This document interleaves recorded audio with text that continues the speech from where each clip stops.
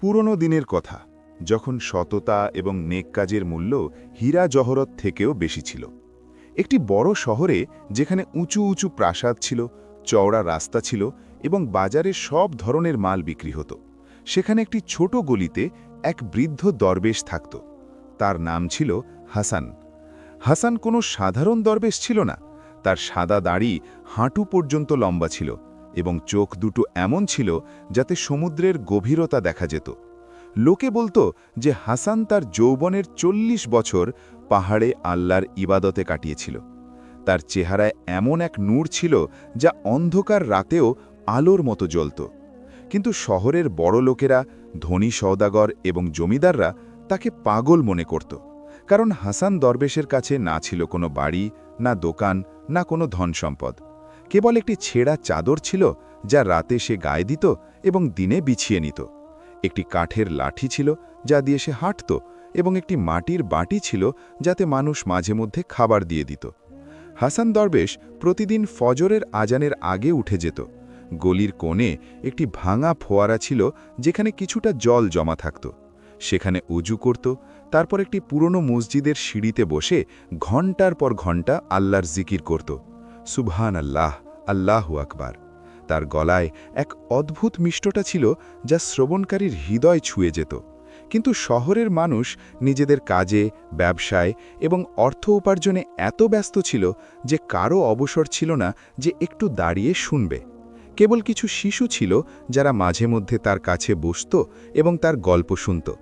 হাসান তাদের নবীদের গল্প শোনাত, নেক লোকেদের কাহিনী বলত এবং আল্লাহর কুদরত সম্পর্কে জানাত। শিশুরা খুব মনোযোগ দিয়ে শুনত, যেন কোনো গুপ্ত ধন পেয়ে গেছে। শহরে একজন খুব বড় এবং নামকরা সওদাগর থাকত। তার নাম ছিল আজিজ শেঠ। আজিজ শেঠের কাছে সব কিছু ছিল। ৩ তলা হাবেলি ছিল, যার দেওয়াল মার্বেলের ছিল এবং ছাদ সোনায় মোড়া ছিল। হাবেলির ভেতরে মেঝে এত চকচক করত যে মানুষ নিজের মুখ দেখতে পারত। দেয়ালে দামি ছবি টাঙানো থাকত এবং প্রতিটি ঘরে রেশমি পর্দা ঝুলত। আজিজ শেঠের 10টি দোকান ছিল, যেখানে সব ধরনের মাল বিক্রি হতো। কাপড়, মশলা, গয়না, বাসন সব কিছু তার গুদামে ভর্তি থাকত। 100-র বেশি কর্মচারী ও খাদেম তার ওখানে কাজ করত। শহরের কোনো বড় কাজ আজিজ শেঠের অনুমতি ছাড়া হতো না। কিন্তু আজিজ শেঠের মনে একটি বড় রোগ ছিল, লোক দেখানোর প্রদর্শনীর রোগ। সে সব সময় এই চিন্তায় থাকত যে লোকে তার সম্পর্কে কি ভাবছে। সে চাইত সবাই তাকে শহরের সবচেয়ে বড়, সবচেয়ে নেক এবং সবচেয়ে দয়ালু মানুষ মনে করুক। প্রতি জুমার নামাজের পর আজিজ শেঠ মসজিদের বাইরে দাঁড়িয়ে যেত। তার কর্মচারীরা বড় বড় ডেগ নিয়ে আসত, যাতে বিরিয়ানি, কাবাব, রুটি এবং মিষ্টি থাকত। তারপর গরিবদের ডাকা হতো এবং খাবার বিলি করা হতো। কিন্তু এসবই খুব শোরগোলের সাথে হতো। ঢাক ঢোল পিটিয়ে ঘোষণা করা হতো, এসো এসো, আজিজ শেঠ সাহেবের খয়রাতি খাবার, শহরের সবচেয়ে বড় দানবীরের খাবার। মানুষ লাইনে দাঁড়িয়ে যেত। আজিজ শেঠ নিজে হাতে অল্প অল্প খাবার দিত, যাতে সবাই দেখতে পায়। তার মুখে এক কৃত্রিম হাসি থাকত এবং চোখে অহংকারের চমক থাকত যখন লোকে তার প্রশংসা করে বলতো, বাহ শেঠজি, আপনি তো বড় নেক দিল মানুষ, আল্লাহ আপনাকে আরও সম্পদ দিক।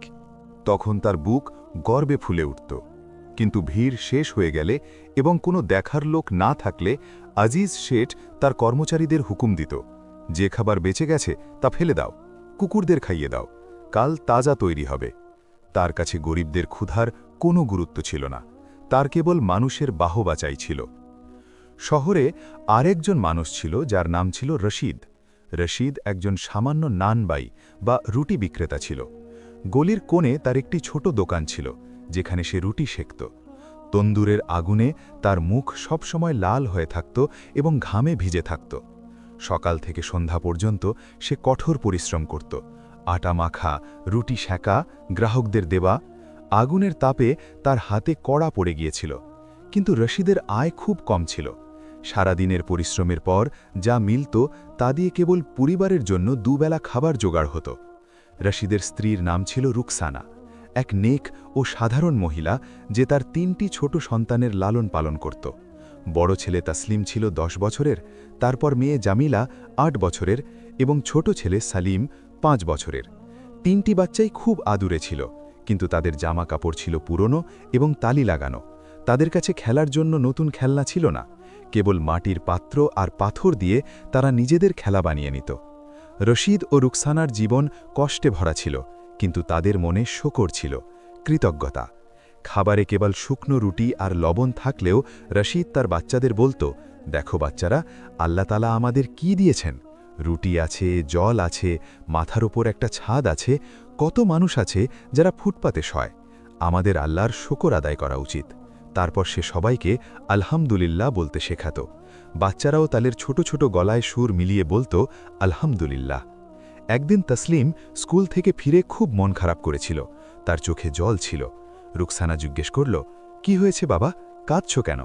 তসলিম ধীরে ধীরে বলল, আম্মি, আজ স্কুলের সব বাচ্চারা নতুন জামা পরেছিল, নতুন জুতো ছিল। আমার বন্ধু আমাকে জিজ্ঞেস করল, তোমার জামা কাপড় এত পুরনো কেন? আমার খুব লজ্জা লাগল। রুকসানার মন খারাপ হয়ে গেল, কিন্তু সে ছেলেকে জড়িয়ে ধরে বলল, বাবা, পোশাক মানুষকে বড় বানায় না। তোমার আব্বু রাত দিন সততার সাথে পরিশ্রম করেন, এটাই সবচেয়ে বড় সম্পদ। সেই সন্ধ্যায় রশিদ যখন দোকান বন্ধ করে বাড়ি ফিরছিল, সে দেখল যে গলির কোণে হাসান দরবেশ বসে আছে। তার সামনে তার মাটির বাটি রাখা ছিল, যা সম্পূর্ণ খালি। আজ সারা দিন কেটে গেছে, কিন্তু কেউ তাকে খাবার দেয়নি। হাসান দরবেশের চোখ বন্ধ ছিল এবং সে আল্লাহর জিকির করছিল। তার ঠোঁট নড়ছিল, কিন্তু কোনো শব্দ বের হচ্ছিল না। দুর্বলতায় তার মুখ ফ্যাকাশে হয়ে গিয়েছিল। রশিদ থমকে দাঁড়াল। সে তার পকেটে হাত দিল। আজকের উপার্জন থেকে সে কিছু টাকা বাঁচিয়েছিল। সে ভাবছিল কাল বাজার থেকে তাসলিমের জন্য একটা খাতা কিনবে আর জামিলার জন্য একটা রিবন। কিন্তু যখন সে ক্ষুধার্ত দরবেশকে দেখল, তার মন গলে গেল। সে ভাবল, আমার বাচ্চারা তো আজ খাবার খেয়েছে, কিন্তু এই বৃদ্ধ ক্ষুধার্ত। রশিদ দৌড়ে তার দোকানের দিকে ফিরে গেল। তন্দুরে তখনও সামান্য আগুন বাকি ছিল। সে দ্রুত আটা মেখে 4টি তাজা রুটি বানালো। তারপর নিজের আলমারি থেকে কিছুটা আচার বের করে একটি ছোট কাপড়ে জড়ালো। এসব নিয়ে সে হাসান দরবেশের কাছে এলো। সে খুব ভালোবাসা ও সম্মানের সাথে সেই বাটিতে রুটি এবং আচার রেখে দিল। হাসান দরবেশ চোখ মেলল। সে রশিদকে দেখল এবং তার চোখে জল এসে গেল। সে বলল, বাবা, আল্লাহ তোমায় জাযায়ে খায়ের দান করুন। তুমি এক ক্ষুধার্তকে অন্ন দিয়েছ, এটি অনেক বড় নেক কাজ। রশিদ মাথা নিচু করে বলল, বাবা, এটি আমার কর্তব্য।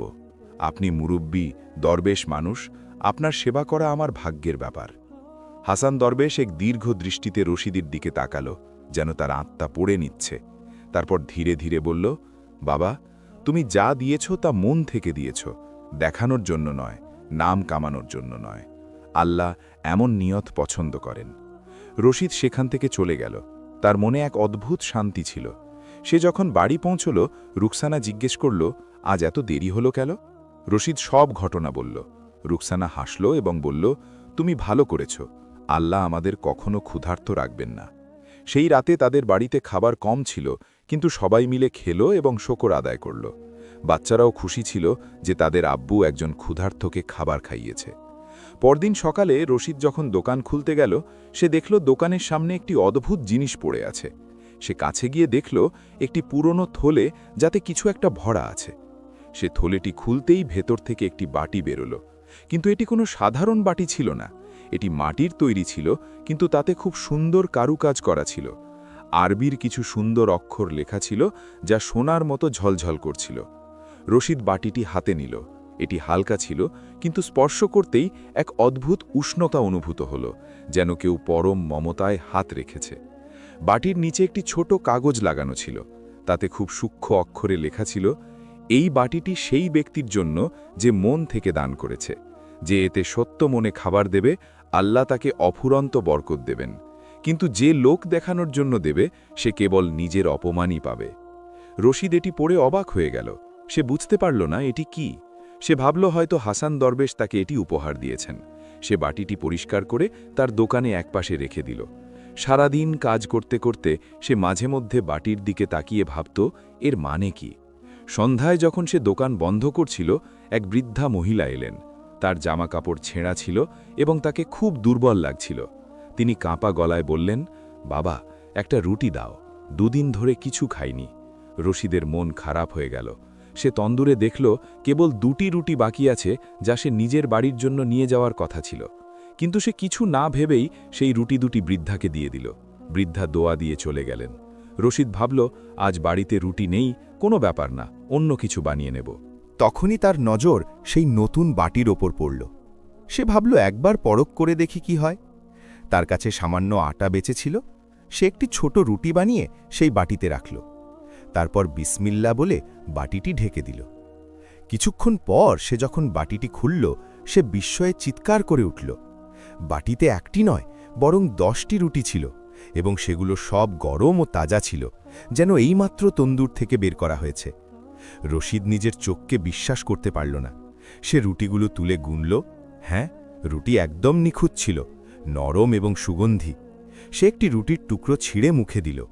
তা এত সুস্বাদু ছিল যে সে আগে কখনো এমনটা খায়নি। তার মন খুশিতে ভরে গেল। সে বুঝতে পারল এটি সাধারণ কোনো বাটি নয়, এটি আল্লাহর পক্ষ থেকে একটি নেয়ামত। সে আল্লাহর শকর আদায় করল এবং 10টি রুটি নিয়ে বাড়ির দিকে রওনা দিল। সে যখন বাড়ি পৌঁছল, রুকসানা অবাক হয়ে গেল। এত রুটি কোথায় পেলে? রশিদ সব ঘটনা শোনাল। রুকসানার চোখে জল এসে গেল। এটি আল্লাহর কারামত, সে বলল। সেই রাতে পুরো পরিবার পেট ভরে খেল। বাচ্চারা খুশি ছিল এবং সবাই মিলে আল্লাহর শকর আদায় করল। পরদিন থেকে রশিদ একটি কাজ শুরু করল। প্রতিদিন সন্ধ্যায় দোকান বন্ধ করার সময় যে রুটিগুলো বেঁচে যেত তা সেই বিশেষ বাটিতে রেখে দিত, এবং প্রতিবারই বাটিটি সেই রুটিগুলোকে 10 গুণ করে দিত। তারপর রশিদ সেই রুটিগুলো গরিবদের মাঝে বিলি করে দিত। গলির গৃহহীন মানুষ, ক্ষুধার্ত শিশু, বৃদ্ধ বৃদ্ধা সবাইকে সে খাবার খাওয়াত। আর প্রতিবারই যখন সে খাবার দিত, তখন মন থেকে দিত, কাউকে দেখানোর জন্য নয়, বরং আল্লাহর সন্তুষ্টির জন্য। ধীরে ধীরে শহরে খবর ছড়িয়ে পড়ল যে রশিদ নানবাই গরিবদের খাবার খাওয়ায়। লোকে তার প্রশংসা করতে শুরু করল, কিন্তু রশিদ কখনো নিজের প্রশংসা শুনতে চাইত না।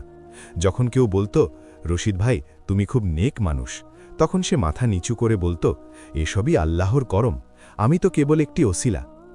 একদিন শহরে খুব ধুমধাম করে একটি জলসা হচ্ছিল। বাদশাহর ছেলের বিয়ে ছিল এবং পুরো শহরে উৎসব পালিত হচ্ছিল। আজিজ শেঠ ভাবল এটিই সুযোগ নিজের শান শৌকত দেখানোর। সে শহরের মাঝখানে এক বিশাল প্যান্ডেল বানালো। সেখানে রং বেরঙের আলো লাগালো। ঘোষণা করা হলো যে আজিজ শেঠ শহরের সব গরিবদের দাওয়াত দিচ্ছেন। হাজার হাজার মানুষ জমা হলো। আজিজ শেঠ সবচেয়ে দামি খাবার বানালো, বিরিয়ানি, কোরমা, কাবাব, মিষ্টি, ফিরনি, সব কিছু। কিন্তু তার নিয়ত পরিষ্কার ছিল না। সে কেবল চাইত মানুষ যেন তাকে শহরের সবচেয়ে বড় দানবীর মনে করে। তার আশা ছিল বাদশাহ এই কথা শুনবেন এবং তাকে কোনো পুরস্কার দেবেন। খাবার পরিবেশনের সময় হলো। লম্বা লম্বা লাইন পড়ে গেল। আজিজ শেঠ নিজে সামনে দাঁড়িয়ে অল্প অল্প খাবার দিতে লাগল। তার মুখে সেই কৃত্রিম হাসি।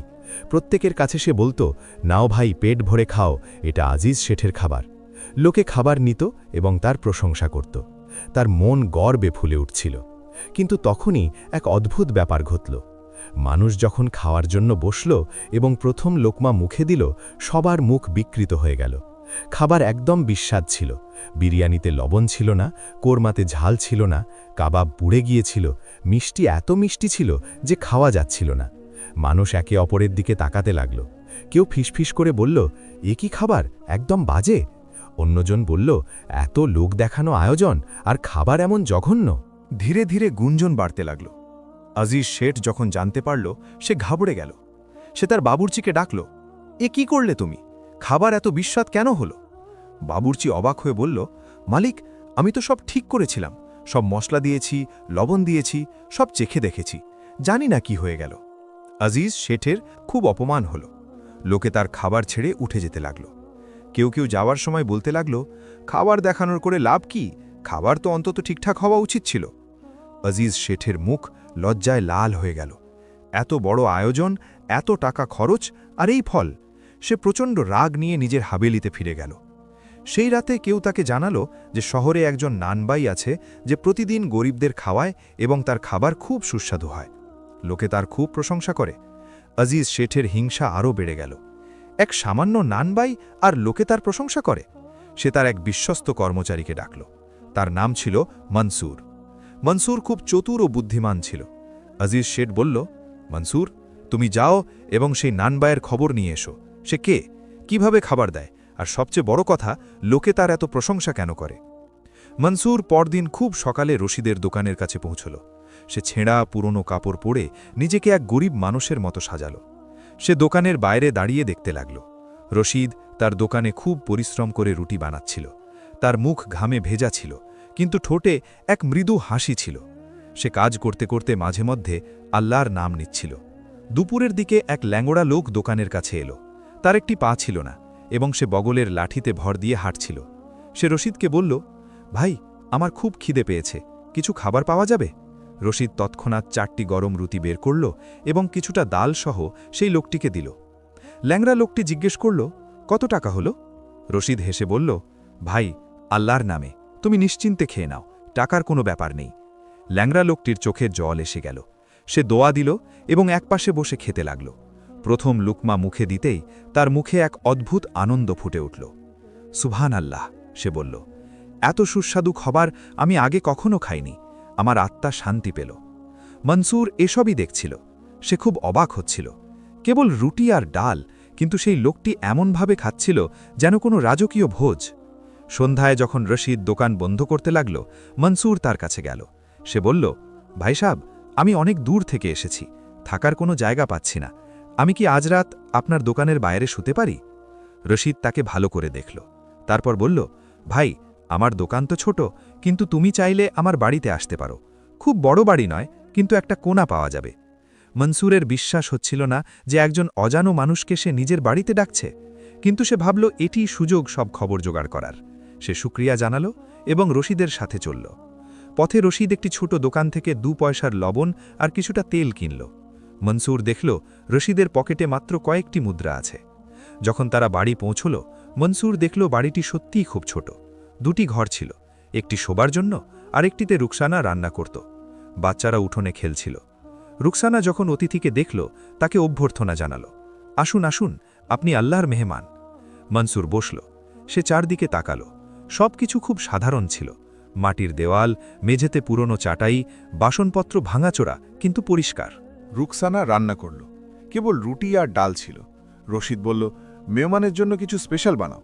রুকসানা উত্তর দিল, ঘরে কেবল এটাই আছে, কিন্তু বরকত আল্লাহ দেন। খাবার দেওয়া হলো। রশিদ, তার 3 বাচ্চা এবং মনসুর সবাই একসাথে বসল। রশিদ বিসমিল্লা বলে সবাইকে খাবার দিল। মনসুর যখন রুটির প্রথম লোকমা খেল, তার মনে হলো জীবনে প্রথমবার সে খাঁটি কিছু খেল।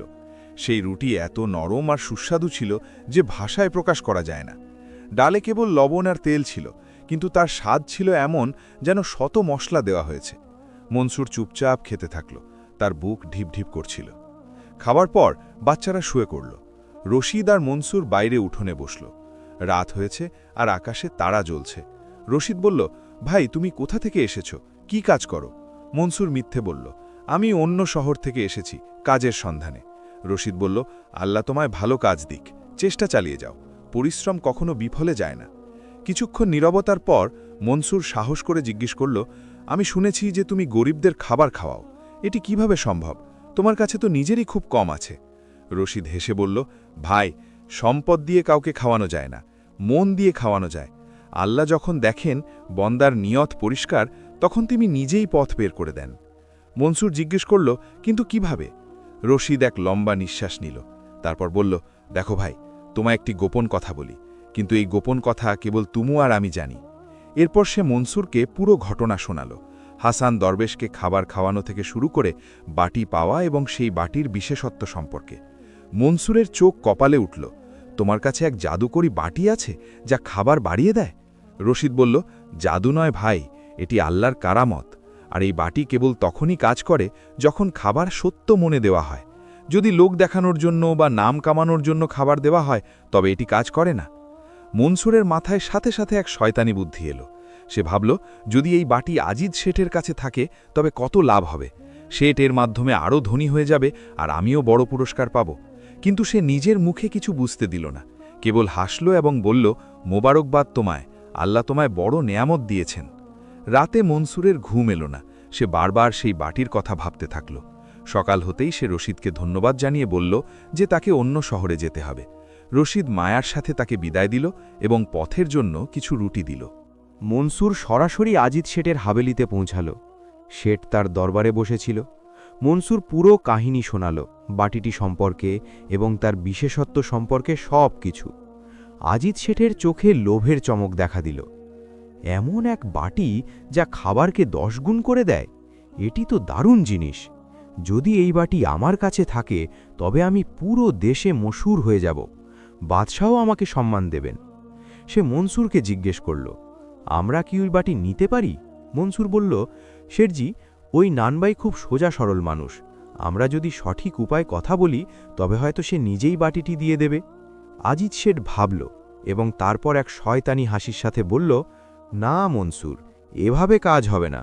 আমি অন্য উপায় দেখছি, তুমি শুধু আমার সাথে চলো।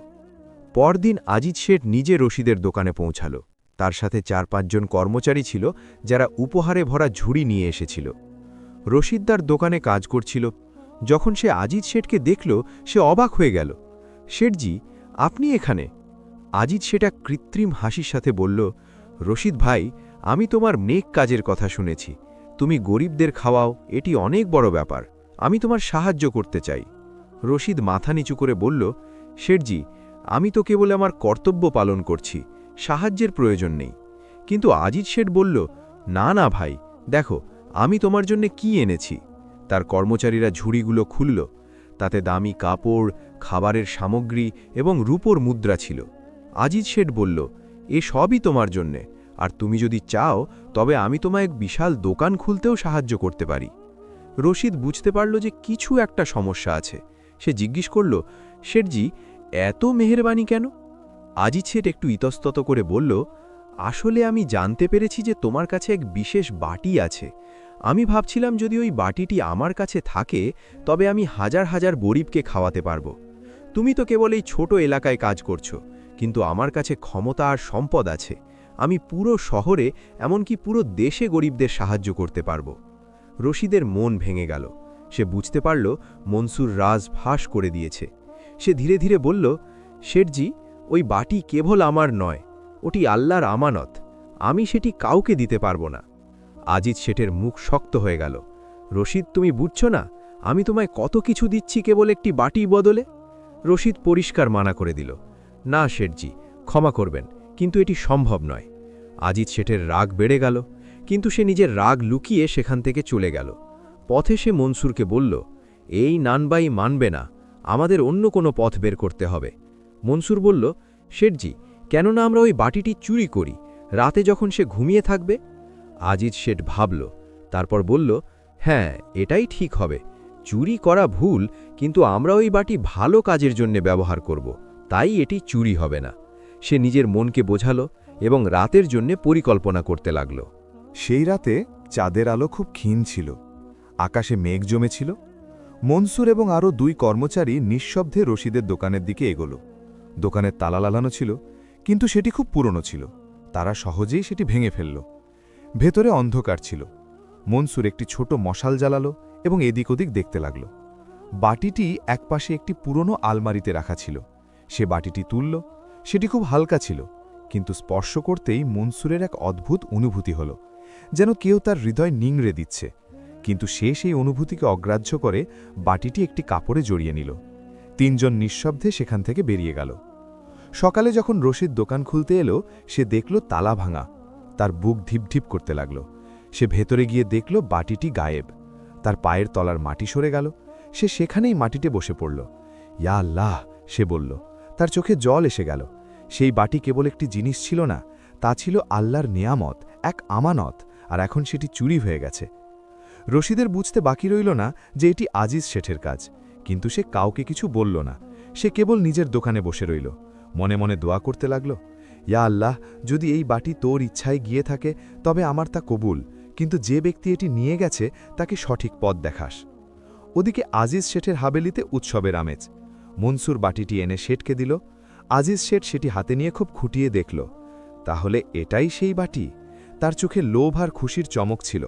এখন আমি এটি দিয়ে এত খাবার বানাবো যে পুরো শহর আমার প্রশংসা করবে, বাদশার কাছেও আমার নাম পৌঁছবে।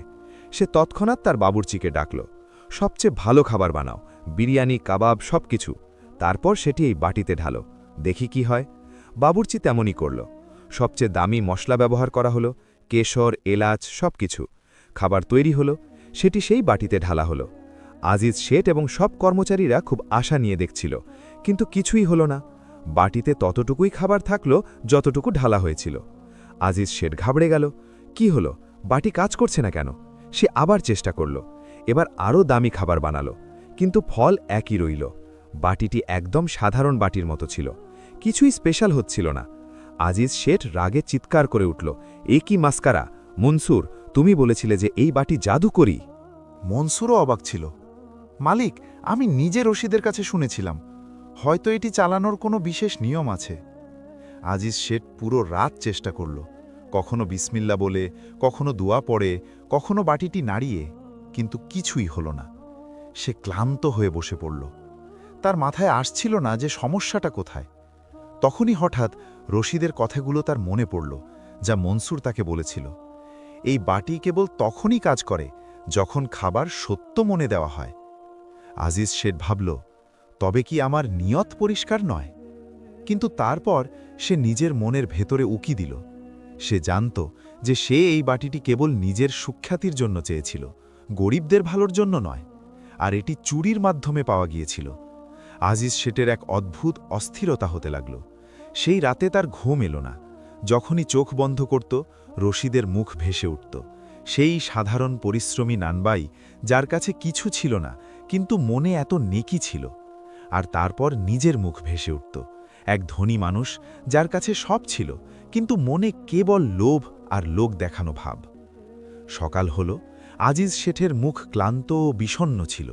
সে বাটিটির দিকে তাকালো, সেটি তেমনই পড়েছিল, নিষ্প্রাণ, অকেজো। তখনই হাবেলির বাইরে থেকে আওয়াজ আসতে লাগল, মানুষের কানাঘুষা। কেউ বলল, শুনেছ, আজিজ শেঠ রশিদ নানবাইয়ের কাছ থেকে বাটি চুরি করেছে। অন্যজন বলল, হ্যাঁ ভাই, এই কথা পুরো শহরে ছড়িয়ে পড়েছে, কত নিচে নেমে গেছে এই শেঠ। আজিজ শেঠের অপমান হতে শুরু করল।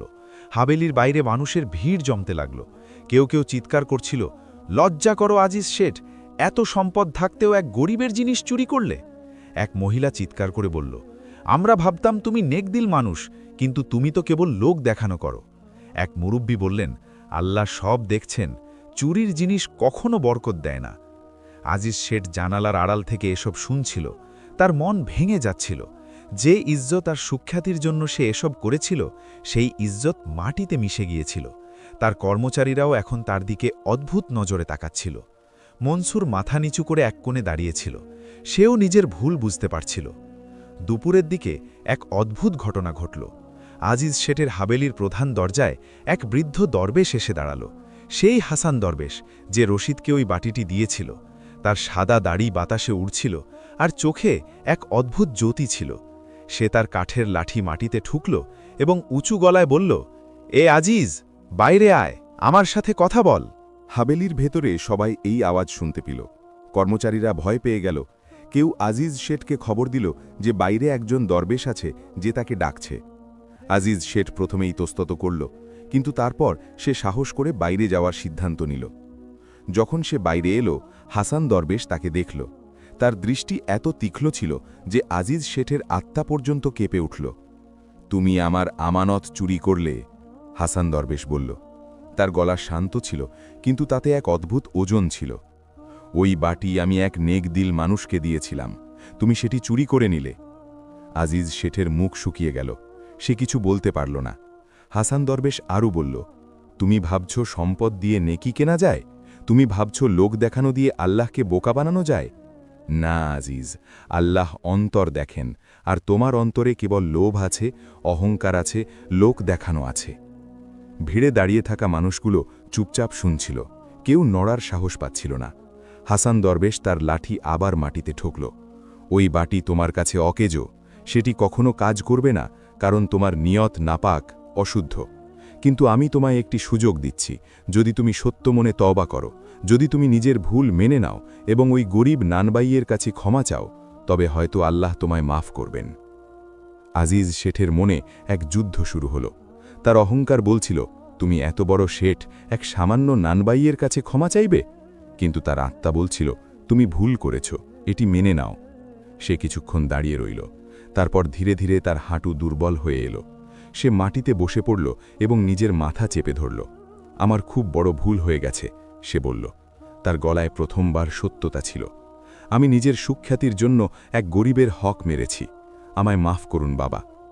হাসান দরবেশ তাকে দেখল, তারপর বলল, আমার কাছে ক্ষমা চেও না, যাও রশিদের কাছে ক্ষমা চাও, তার হক তাকে ফিরিয়ে দাও। আজিজ শেঠ উঠল। সে তার কর্মচারীকে ডাকল, মনসুর, বাটিটি নিয়ে এসো। মনসুর দৌড়ে গিয়ে বাটিটি নিয়ে এলো। আজিজ শেঠ সেই বাটি হাসান দরবেশকে দিল। বাবা, এই নিন, আমার এতে কোনো অধিকার নেই। হাসান দরবেশ বাটিটি নিল, কিন্তু সেটি নিজের কাছে রাখল না। সে বলল, এটি আমার নয়, এটি রশিদের, তুমি নিজে যাও এবং তাকে ফিরিয়ে দাও। আজিজ শেঠ মাথা নাড়ল। সে জীবনে প্রথমবার একজন ধনী লোক হিসেবে একজন গরিবের কাছে ক্ষমা চাইতে যাচ্ছিল। সে বাটি নিয়ে চলতে শুরু করল। ভিড় তার পেছন পেছন চলতে লাগল। সবাই দেখতে চাইছিল যে কি হবে। যখন আজিজ শেঠ রশিদের দোকানের কাছে পৌঁছাল, সে দেখল যে রশিদ ভেতরে বসে আছে। তার মুখ উদাস ছিল, কিন্তু রাগ ছিল না। রশিদ যখন আজিজ শেঠকে দেখল, সে উঠে দাঁড়াল। আজিজ শেঠ এগিয়ে গিয়ে সেই বাটিটি রশিদের সামনে রেখে দিল। তারপর সে নিজের মাথা নিচু করল। রশিদ ভাই, আমার খুব বড় ভুল হয়ে গেছে। আমি তোমার আমানত চুরি করেছি। আমি ভেবেছিলাম যে এই বাটি দিয়ে সুখ্যাতি অর্জন করব, কিন্তু আমি শুধু লজ্জা পেয়েছি। আমায় মাফ করে দাও। রশিদ আজিজ শেঠকে দেখল। তার মনে কোনো ঘৃণা বা রাগ ছিল না। সে বলল, শেঠজি, আমি আপনাকে মাফ করছি, কিন্তু আপনাকে একটি কথা বুঝতে হবে। এই বাটি কোনো গুপ্তধন নয়, এটি একটি পরীক্ষা। আল্লাহ প্রতিটি মানুষকে পরীক্ষা করেন। আপনাকে সম্পদ দিয়েছেন এবং দেখেছেন যে আপনি তা দিয়ে কি করেন। আমাকে এই বাটি দিয়েছেন এবং দেখেছেন যে আমি এটি দিয়ে কি করি। তার কথা শুনে আজিজ শেঠের চোখে জল এসে গেল। প্রথমবার সে নিজের ভুলগুলোর সত্যিকারের উপলব্ধি করতে পারল। সে সেখানেই মাটিতে বসে পড়ল এবং কাঁদতে লাগল। আমি আমার সারা জীবন শুধু লোক দেখানো প্রদর্শন করেছি। আমি কখনো মন থেকে কিছু দিইনি। আমি কি করব রশিদ ভাই? আমি কিভাবে বদলাব? রশিদ তার কাঁধে হাত রাখল। শেঠজি, কখনো দেরি হয়ে যায় না। যদি আপনি সত্য মনে বদলাতে চান, তবে আল্লাহ আপনাকে সাহায্য করবেন। ভিড়ে দাঁড়িয়ে থাকা মানুষগুলো এসব দেখছিল। কিছু মানুষের চোখে জল ছিল। একজন এত ধনী লোক একজন গরিব নানবাইয়ের সামনে কাঁদছে, এই দৃশ্য কেউ কখনো কল্পনা করেনি। তখনই হাসান দরবেশ সেখানে পৌঁছালেন। তিনি আজিজ শেঠকে তুললেন এবং বললেন, ওঠো বাবা, পড়ে যাওয়া গুনাহ নয়, পড়ে গিয়ে না ওঠা গুনাহ। তুমি নিজের ভুল মেনে নিয়েছ, এটি বড় পদক্ষেপ।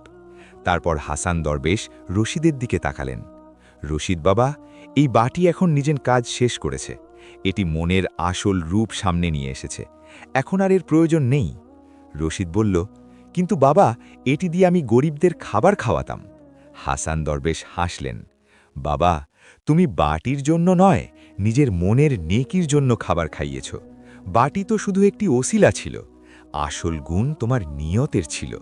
এখন তুমি এই বাটি ছাড়াও সেই একই কাজ করতে পারবে। হাসান দরবেশ বাটিটি তুললেন। তিনি সেটিকে নিজের হাতে নিলেন এবং চোখ বন্ধ করলেন। কিছুক্ষণ তিনি নীরব রইলেন, যেন কোনো দোয়া পড়ছেন। তারপর হঠাৎ বাটি থেকে এক তীব্র আলো বেরোল, এত তীব্র যে সবাই নিজেদের চোখ বন্ধ করে নিল। যখন আলো শেষ হলো এবং মানুষ চোখ মেলল, তখন বাটিটি অদৃশ্য হয়ে গিয়েছিল। শুধু হাসান দরবেশের হাতে এক মুঠো মাটি ছিল। তিনি সেই মাটি মাটিতে ফেলে দিলেন এবং বললেন, যে জিনিস মাটি দিয়ে তৈরি ছিল তা মাটিতেই ফিরে গেল। আল্লাহর নেয়ামতগুলো সাময়িক হয়, সেগুলো শুধু শিক্ষা দেওয়ার জন্য আসে। সবাই অবাক ছিল।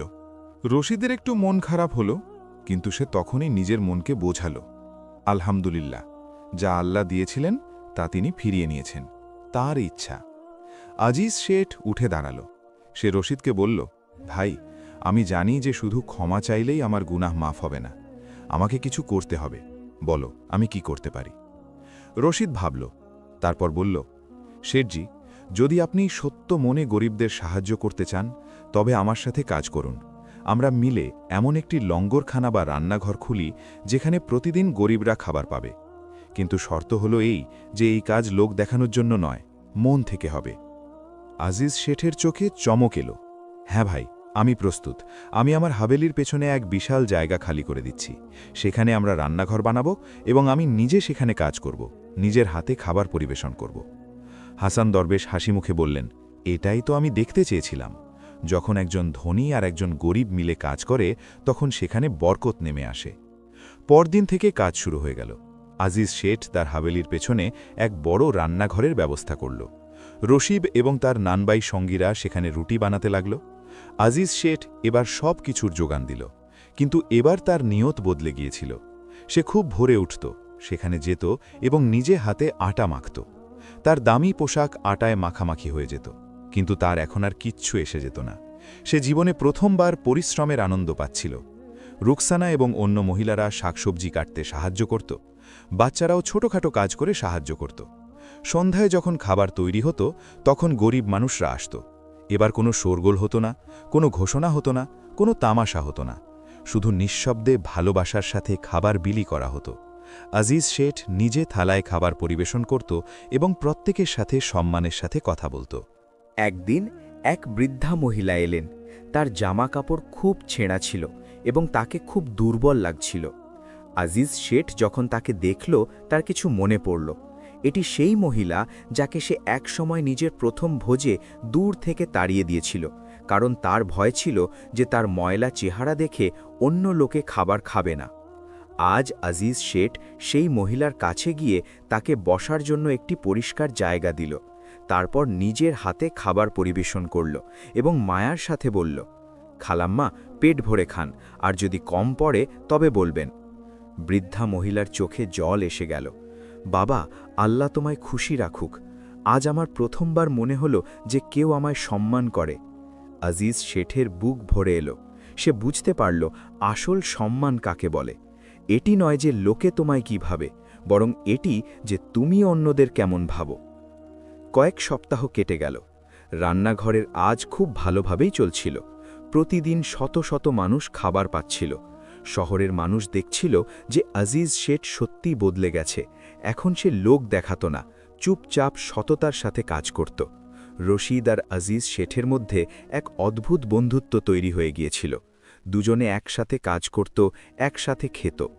আজিজ শেঠ এখন রশিদকে ভাই বলে ডাকত এবং রশিদও তার সাথে সমানভাবে মিশত। এক সন্ধ্যায় যখন কাজ শেষ হলো তখন দুজনে বাইরে বসল। আকাশে তারা উঠেছিল। আজিজ শেঠ বলল, রশিদ ভাই, আমি তোমার শুকরিয়া আদায় করতে চাই। তুমি আমাকে জীবনের আসল মানে শিখিয়েছ। রশিদ হাসি মুখে বলল, শেঠজি, এসব আল্লাহর মেহেরবানি। তিনি আমাদের দুজনকে একটি পথ দেখিয়েছেন। তখনই হাসান দরবেশ সেখানে এসে পৌঁছালেন। দুজনে দাঁড়িয়ে তাকে অভ্যর্থনা জানাল।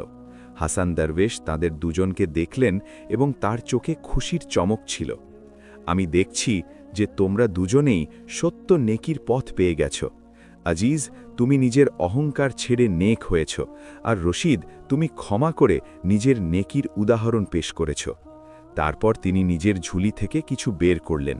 দুটি ছোট ছোট পাথর ছিল। তিনি একটি পাথর আজিজকে দিলেন, আরেকটি রশিদকে। এই পাথর কোনো দামি জিনিস নয়, তিনি বললেন, কিন্তু এটি মনে করিয়ে দেবে যে মানুষের আসল দাম তার হৃদয়ে থাকে, তার পকেটে নয়। এগুলো সামলে রেখো। দুজনে পাথরগুলো সামলে নিলেন এবং হাসান দরবেশকে ধন্যবাদ জানালেন। হাসান দরবেশ হাসলেন এবং সেখান থেকে চলে গেলেন। তার পিঠে মৃদু চাঁদের আলো পড়ছিল এবং তিনি ধীরে ধীরে অন্ধকারে অদৃশ্য হয়ে গেলেন। রশিদ আর আজিজ শেঠ দুজনেই সেখানে দাঁড়িয়ে রইলেন। দুজনের হাতে সেই ছোট পাথরগুলো ছিল যা হাসান দরবেশ দিয়েছিলেন। আজিজ শেঠ নিজের পাথরটি খুঁটিয়ে দেখল। সেটি একটি সাধারণ পাথর ছিল, না কোনো চমক ছিল, না কোনো বিশেষত্ব। কিন্তু যেমনই সে সেটিকে নিজের মুঠোর ভেতর বন্ধ করল, সে এক অদ্ভুত উষ্ণতা অনুভব করল। রশিদও নিজের পাথরটি দেখল এবং সেও একই অনুভূতি পেল। দুজনে একে অপরের দিকে তাকালো, কিন্তু কিছু বলল না, শুধু নিঃশব্দে নিজেদের বাড়ির দিকে চলতে শুরু করল। সেই রাতে আজিজ শেঠ তার হাবেলিতে শুয়েছিল। তার ঘরে দামি পর্দা ছিল, নরম তোষক ছিল, কিন্তু তার ঘুম আসছিল না। সে বারবার সেই পাথরটি দেখছিল যা সে তার বালিশের নিচে রেখে দিয়েছিল। হঠাৎ মাঝরাতে সে একটি শব্দ শুনতে পেল, খুব মৃদু শব্দ, যেন কেউ ফিসফিস করছে, আজিজ, আজিজ। সে ঘাবড়ে উঠে বসল। ঘরে কেউ ছিল না, শুধু চাঁদের মৃদু আলো জানালা দিয়ে ভেতরে আসছিল। সে আবার শুনল, আজিজ, তোমার পরীক্ষা এখনো শেষ হয়নি। এই আওয়াজ সেই পাথর থেকে আসছিল। আজিজ শেঠ কাঁপা কাঁপা হাতে পাথরটি তুলল। পাথরটি এখন হালকা জলজল করছিল। তার ভেতর থেকে আওয়াজ এলো, তুমি তোমার নিয়ত তো পরিষ্কার করে নিয়েছ, কিন্তু এখনও একটি শেষ পরীক্ষা বাকি। কাল তোমাকে একটি সিদ্ধান্ত নিতে হবে যা তোমার জীবন বদলে দেবে। আজিজ শেঠ ঘাবড়ে গেল। কোন সিদ্ধান্ত? সে জিজ্ঞেস করল, কিন্তু পাথর চুপ হয়ে গেল। শুধু সেই মৃদু আলোটুকু রয়ে গেল। আজিজ শেঠ সারা রাত অস্থির রইল। তার মাথায় নানা রকম চিন্তা আসছিল। সকাল হতেই সে উঠল এবং রশিদের বাড়ির দিকে দৌড়াল। সে যখন সেখানে পৌঁছল, দেখল যে রশিদও বাইরে দাঁড়িয়ে আছে। তার মুখও চিন্তিত লাগছিল। রশিদ ভাই, আজিজ শেঠ বলল, তোমার কি? রশিদ মাথা নাড়ল। হ্যাঁ, আমিও রাতে আওয়াজ শুনেছি। পাথর বলেছে যে আজ একটি পরীক্ষা হবে। দুজনে একে অপরের দিকে তাকাতে থাকল। দুজনেই চিন্তিত ছিল, কিন্তু দুজনের মনেই এক অদ্ভুত বিশ্বাস ছিল যে যাই হবে আল্লাহর ইচ্ছাই হবে। দুপুরের সময় হলো। রশিদ আর আজিজ শেঠ দুজনেই রান্নাঘরে কাজ করছিল। হঠাৎ এক ব্যক্তি সেখানে এলো। সে খুব দামি পোশাক পরেছিল। তার সাথে 4-5 জন সিপাহী ছিল। সে নিজের পরিচয় দিল, আমি বাদশার খাস উজির, আমার নাম আব্দুল করিম। বাদশা শুনেছেন যে এই শহরে একটি রান্নাঘর আছে যেখানে গরিবদের খাবার মেলে। বাদশা খুব খুশি হয়েছেন এবং তিনি সিদ্ধান্ত নিয়েছেন যে তিনি এই কাজটিকে রাজকীয় পৃষ্ঠপোষকতা দিতে চান। আজিজ শেঠ আর রশিদ দুজনেই অবাক হয়ে গেল। উজির আরও বললেন, বাদশাহ আপনাদের দুজনকে দরবারে ডাকছেন। তিনি আপনাদের পুরস্কৃত করতে চান এবং এই রান্নাঘরটিকে রাজকীয় রান্নাঘর বানাতে চান। আজিজ শেঠের মনে পুরনো অভ্যাস আবার মাথাচাড়া দিয়ে উঠল। রাজকীয় রান্নাঘর, বাদশার পুরস্কার, পুরো দেশে আমার নাম হবে। কিন্তু তখনই সে তার পকেটে সেই পাথরটি অনুভব করল। সে রশিদের দিকে তাকালো। রশিদের মুখ শান্ত ছিল। উজির বললেন, কিন্তু একটি শর্ত আছে। বাদশাহ চান যে এই রান্নাঘরের নাম রাজদরবারের নেক কাজ রাখা হোক, আর প্রতি সপ্তাহে দরবার থেকে একজন লোক আসবে যে এই কাজের রিপোর্ট বাদশাকে দেবে। সাথে বাদশার নামে একটি বড় পাথর লাগানো হবে যে এসবই বাদশার মেহেরবানিতে হচ্ছে। আজিজ শেঠের মনে এক দ্বন্দ্ব তৈরি হলো। একদিকে সুখ্যাতি ছিল, সম্মান ছিল, বাদশার পুরস্কার ছিল, কিন্তু অন্যদিকে তার মনে পড়ল যে এই কাজ সে আর রশিদ লোক দেখানোর জন্য নয়, মন থেকে শুরু করেছিল। যদি এতে বাদশার নাম জুড়ে যায় তবে কি এটি আবার লোক দেখানো হয়ে যাবে না? রশিদ ধীরে ধীরে বলল, আমাকে ভাবার জন্য একটু সময় দিন। উজির বললেন, ঠিক আছে, কিন্তু বাদশাহ সন্ধ্যা পর্যন্ত উত্তর চান। যদি তোমরা অস্বীকার করো তবে বাদশাহ অসন্তুষ্ট হতে পারেন, আর তোমরা জানো বাদশার অসন্তুষ্টির মানে কি। এই বলে উজির চলে গেলেন। আজিজ শেঠ আর রশিদ দুজনেই চিন্তিত হয়ে পড়ল। রশিদ বলল, ভাই, এটিই সেই পরীক্ষা যার কথা পাথর বলেছিল। আজিজ শেঠ বলল, কিন্তু আমরা কি বাদশাকে না বলতে পারি? তিনি রেগে যাবেন। রশিদ উত্তর দিল, শেঠজি, আমরা এই কাজ কার জন্যে শুরু করেছিলাম? আল্লাহর জন্যে নাকি লোকেদের দেখানোর জন্যে? যদি আমরা বাদশার নাম লাগিয়ে দিই তবে লোকে ভাববে যে এটি বাদশার কাজ। আমাদের নিয়ত আবার বদলে যাবে। আজিজ শেঠ নিজের মাথা চেপে ধরল। কিন্তু বাদশার পুরস্কার, রাজকীয় পৃষ্ঠপোষকতা, এতে আমরা আরও বেশি মানুষের সাহায্য করতে পারব। রশিদ বলল, হ্যাঁ, কিন্তু কোন মূল্যে? নিজের নিয়তের মূল্যে। দুজনেই চুপ হয়ে গেল। দুপুরের সময় ছিল আর খুব গরম ছিল। দুজনের কপালে ঘাম। আজিজ শেঠের মনে এক লড়াই চলছিল। তার পুরনো স্বভাব বলছিল, এটি সুযোগ, একে হাতছাড়া করো না। কিন্তু তার নতুন বোধ বলছিল, নেক কাজে লোক দেখানো প্রদর্শন থাকা উচিত নয়। তখনই একটি ছোট মেয়ে সেখানে এলো। তাকে খুব গরিব লাগছিল। তার জামা ছেঁড়া ছিল আর পায়ে জুতো ছিল না। সে রশিদকে বলল, চাচা, আমার খিদে পেয়েছে, কিছু খাবার মিলবে? রশিদ তৎক্ষণাৎ রুটি আর ডাল দিয়ে তাকে খাওয়ালো। মেয়েটি খাবার খেল এবং তারপর রশিদকে জিজ্ঞেস করল, চাচা, আপনি এত ভালো খাবার কেন দেন? আপনাকে কে টাকা দেয়? রশিদ হেসে বলল, মা, আমরা এই কাজ আল্লাহর জন্য করি, কেউ আমাদের টাকা দেয় না। মেয়েটি বলল, কিন্তু আমার আম্মি বলে যে বড় বড় লোক শুধু নিজেদের নামের জন্য কাজ করে, আপনিও কি তেমনই? রশিদ তার মাথায় হাত বুলিয়ে দিল, না মা, আমরা আমাদের নামের জন্য নয়, শুধু তোমাদের মতো শিশুদের হাসির জন্য এই কাজ করি। মেয়েটি হাসল এবং চলে গেল। আজিজ শেঠ এসবই দেখছিল। সেই ছোট্ট মেয়েটির কথা তার মন ছুঁয়ে গেল। সে বুঝতে পারল আসল পুরস্কার কি। সেই পুরস্কার বাদশাহ দিতে পারেন না। সেই পুরস্কার তো শুধু এক গরিব শিশুর হাসির মাঝে আছে। সে রশিদের দিকে তাকালো এবং বলল, ভাই, আমি উত্তর পেয়ে গেছি। আমরা বাদশাকে বলে দেব যে আমরা কৃতজ্ঞ, কিন্তু আমরা আমাদের কাজকে তেমনই চালিয়ে নিতে চাই যেমন কা আছে, বিনা কোনো নামে, বিনা কোনো লোক দেখা নয়। রশিদের চোখে খুশির চমক এলো। ঠিক বলেছেন শেঠজি, এটাই সঠিক সিদ্ধান্ত। সন্ধ্যায় যখন উজির ফিরে এলেন, তার আশা ছিল যে দুজনে খুশি মনে হ্যাঁ করে দেবে। কিন্তু যখন আজিজ শেঠ আর রশিদ নিজেদের সিদ্ধান্ত শোনালো, উজির অবাক হয়ে গেল। তোমরা বাদশার পুরস্কার প্রত্যাখ্যান করছ? তোমরা জানো এটি কত বড় অপমান? আজিজ শেঠ বলল, উজির সাহেব, আমরা বাদশাকে অপমান করছি না, আমরা শুধু আমাদের নিয়তকে হেফাজত করছি। বাদশাকে আমাদের সালাম দেবেন এবং এটিও বলবেন যে আমরা তার দুয়ার জন্য কৃতজ্ঞ, কিন্তু এই কাজ আমরা চুপচাপ কোনো সুখ্যাতি ছাড়াই করতে থাকতে চাই। উজির রেগে চলে গেলেন। তিনি বললেন, তোমাদের এর ফল ভোগ করতে হবে। কিন্তু আজিজ শেঠ আর রশিদ দুজনের মন শান্ত ছিল। তারা জানত যে তারা সঠিক সিদ্ধান্ত নিয়েছে। রাতে আবার সেই পাথরগুলো জ্বলজ্বল করতে লাগল। এবার দুজনের পাথর একসাথে জ্বলল এবং দুজনে একটি আওয়াজ শুনতে পেল। তোমরা দুজনেই তোমাদের পরীক্ষা পাশ করেছ। তোমরা সুখ্যাতিকে প্রত্যাখ্যান করে নেকিকে বেছে নিয়েছ। তোমরা লোক দেখানো প্রদর্শনের বদলে হৃদয়ের আওয়াজ শুনেছ। এখন তোমাদের কাছে একটি শেষ সুযোগ আছে। তোমাদের দুজনের মধ্যে একজনকে বড় এক মূল্য দিতে হবে। আজিজ শেঠ আর রশিদ দুজনেই ঘাবড়ে গেল। কোন মূল্য? পাথরের আওয়াজ এলো, বাদশাহ রেগে গেছেন। তিনি হুকুম দিয়েছেন যে হয় তোমরা তার শর্ত মেনে নাও, নতুবা রান্নাঘর বন্ধ করে দেওয়া হোক, আর যদি তোমরা বন্ধ না করো তবে তোমাদের দুজনকে জেলে ভরে দেওয়া হবে। দুজনের মন দমে গেল। কিন্তু তারপর পাথর বলল, কিন্তু যদি তোমাদের মধ্যে একজন ব্যক্তি তার সমস্ত সম্পদ ছেড়ে দেয় এবং ফকির হয়ে যায়, তবে বাদশার মন গলে যাবে এবং তিনি তোমাদের মাফ করে দেবেন। আজিজ শেঠ সাথে সাথে বুঝতে পারল যে এই সিদ্ধান্ত তাকেই নিতে হবে। রশিদের কাছে তো আগে থেকেই কিছু ছিল না। যদি কেউ নিজের সম্পদ ছাড়তে পারে তবে সে নিজেই, কিন্তু নিজের সমস্ত সম্পদ ছেড়ে দেওয়া, সেই হাবেলি, সেই দোকানগুলো, সেই গুদাম, সব কিছু। আজিজ শেঠের মনে আবার এক লড়াই শুরু হলো। সারা রাত সে পাশোপাশ করল। সকাল হতেই তার সিদ্ধান্ত পরিষ্কার হয়ে গিয়েছিল। সে রশিদের কাছে গেল এবং বলল, ভাই, আমি প্রস্তুত, আমি আমার সমস্ত সম্পদ ছেড়ে দেব। রশিদ অবাক হয়ে গেল, কিন্তু শেঠজি, এটি তো... আজিজ শেঠ তার কথা মাঝপথে থামিয়ে দিয়ে বলল, না ভাই, এটি আমার পরীক্ষা। আমি আমার সারা জীবন সম্পদের পেছনে দৌড়ে কাটিয়েছি। এখন সময় এসেছে যে আমি প্রমাণ করি আমার কাছে নেকি বেশি গুরুত্বপূর্ণ। আমি আমার হাবেলি, আমার দোকান সব দান করে দেব, আর রান্নাঘরের কাজ চালিয়ে যাব। রশিদের চোখে জল এসে গেল। শেঠজি, কিন্তু তাহলে আপনি কোথায় থাকবেন? আজিজ শেঠ হেসে বলল, তোমার কাছে জায়গা আছে না? আমি তোমার দোকানের বাইরে শুয়ে পড়ব, নতুবা রান্নাঘরেরই কোনো কোনায় জায়গা পেয়ে যাব। সেই দিনই আজিজ শেঠ তার সমস্ত সম্পদের ব্যবস্থা করে ফেলল। হাবেলি সে গরিবদের থাকার জন্য দান করে দিল, দোকানগুলো সে তার কর্মচারীদের মাঝে বিলিয়ে দিল, গুদামের সব মাল সে রান্নাঘরের কাজে ব্যবহারের সিদ্ধান্ত নিল। সে তার দামি পোশাক খুলে ফেলল এবং একটি সাধারণ কুর্তা পরে নিল। যখন শহরের মানুষ জানতে পারল, তারা অবাক হয়ে গেল। আজিজ শেঠ তার সব সম্পদ ছেড়ে দিল, এটি কিভাবে সম্ভব? কিন্তু যারা এটি দেখল, তাদের মনে আজিজের জন্য সম্মান আরও বেড়ে গেল।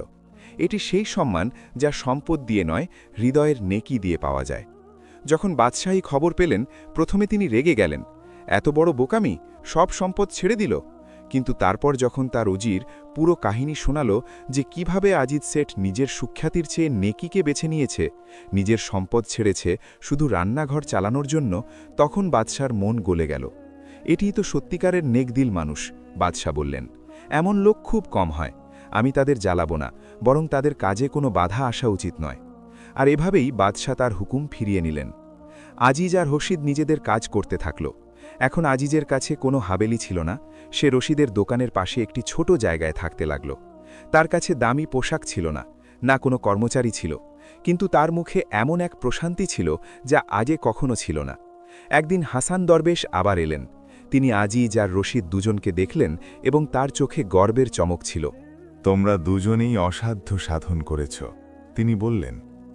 আজিজ, তুমি নিজের সম্পদ ছাড়লে, কিন্তু সত্যিকারের সম্পদ পেয়ে গেলে।